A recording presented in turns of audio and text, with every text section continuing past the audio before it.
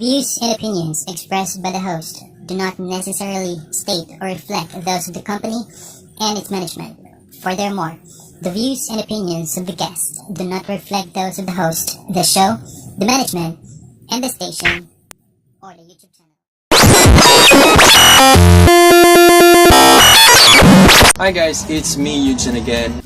So yun, by the next day, pumunta kami sa Magsaysay Agency, which is sa second floor lang. Yun, so nag-interview kami. Tapos, that was my first time and that was my first time na na-reject ako. Dahil sa edad ko. Kasi yung cruise ship na yun, namimili kasi siya, may qualification sa edad. So yung gusto lang niya is 18 to 25 years old. And last year, that year I was more than 25 years old. So wala. Na-reject ako. And that was my first time na-reject ako. So sabi ko, sige, okay lang. Tapos syempre, yung feeling na yung ibang kasama mo na na napasok sila. Tapos ikaw hindi, diba? Parang ang sakit sa feeling. Pero sabi ko, sige lang, darating din siguro yung time ko. Yun, hanggang sa nakailang interview ata ako sa Magsaysay. Still nakailang interview ako sa Magsaysay. Wala, hindi pa rin ako pumasok, hindi pa rin ako kapasok. Pa rin, kung hindi na ako nakapasok sa qualification, may time naman na sa interview, hindi ko masagot yung tanong or yung questions ng interviewer. Around May 2017, nag-decide ako na pumunta ng Maynila. Kasi sa Maynila, mas maraming agency, so mas malaki yung chance na ma-hire ako.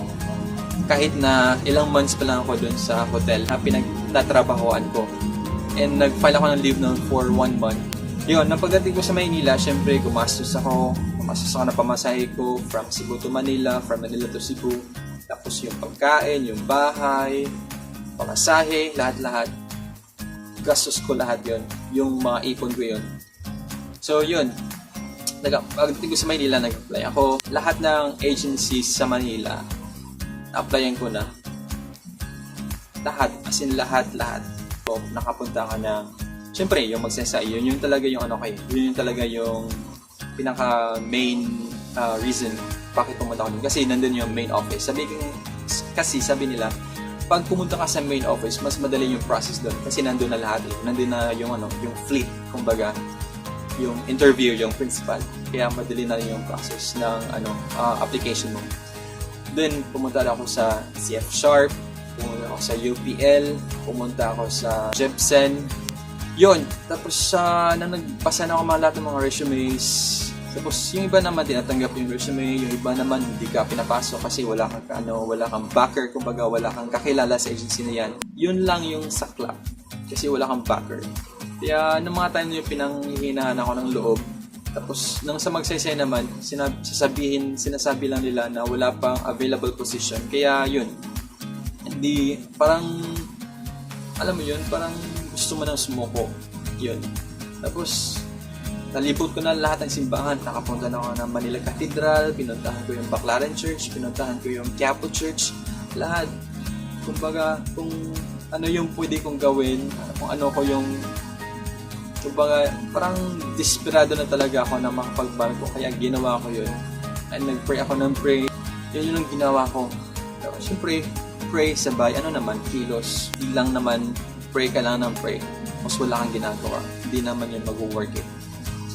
Nung one time, nakareceive ng text. Habang sa Maynila pa ako nakareceive ng text. Nag-text yung Magsaysay Cebu na may interview ako. Yun. At sakto naman na sa week na yun, pauwi ako ng Cebu. Yun, bumalik ako ng Cebu. Pagdating ng interview ko, pagdating ng araw ng interview ko, sabi ko sa kanya, Lord, ikaw na yung bahala sa akin. Lord, kung para sa akin to, para talaga to sa akin. Kaya sabi ko sa kanya, tulungan mo lang ako na masagot lahat ng tanong ng interview. Yun. And yung time na yun, that was the happiest day of my life. Kasi sinagot talaga ni Lord yung panalangin ko.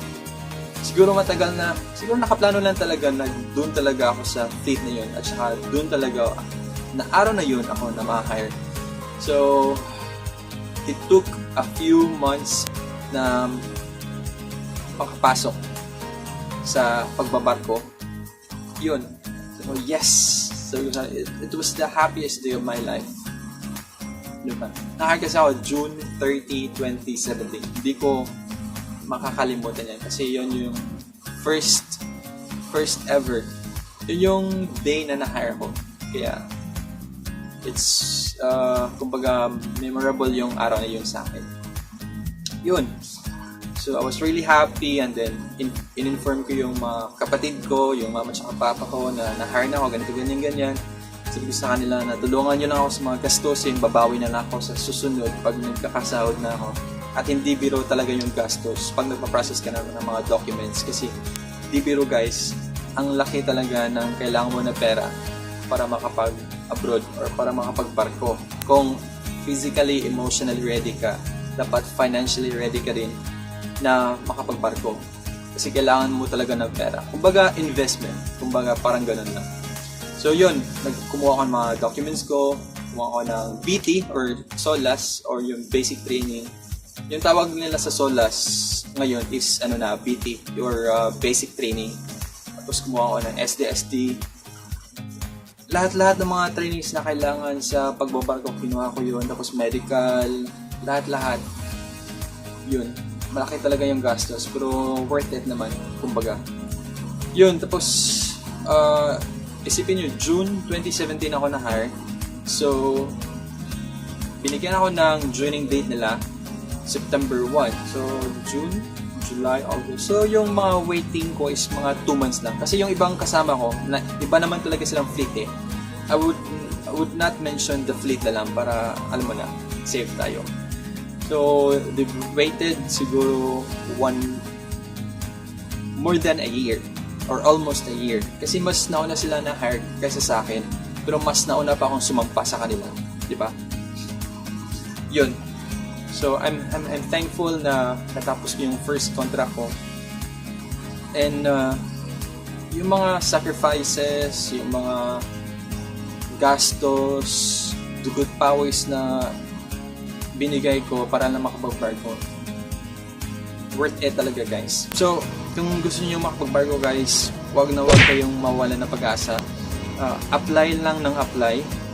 Tapos, syempre, samahan nyo ng dasal sa ating Panginoon. Gagabayan at gagabayan kayo. Siya yung magiging backer niyo para makasampa kayo. Yeah. Basta, wag kayong mawalan ng pag-asa. Tsaga-tsaga lang at makakasampa kayo. There's a perfect timing for everything. So, kung hindi man kayo makasampa ngayon, baka bukas, makalawa. Yun. Basta, hintay-hintay lang kayo. There's a perfect timing for everything, guys. Okay. So, guys, yun lang muna. Parang umabot na ako ng 20 minutes. Yung plano ko, 10 minutes lang. Yung storytelling ko, umabot ako ng mga 20 minutes na ngayon. So, it's kinda long. So, good luck sa edit ko nito. Alright. So, for the next few days, for the next few vlogs na i-upload ko dito, so it's all about, I will be talking more about sa cruise ship industry para matulungan ko yung mga gustong magbarko, yung mga Pinoy na gustong sumampa. So that they will have ideas and patutulungan ko sila kahit sa ganito lang naman na pamamaraan.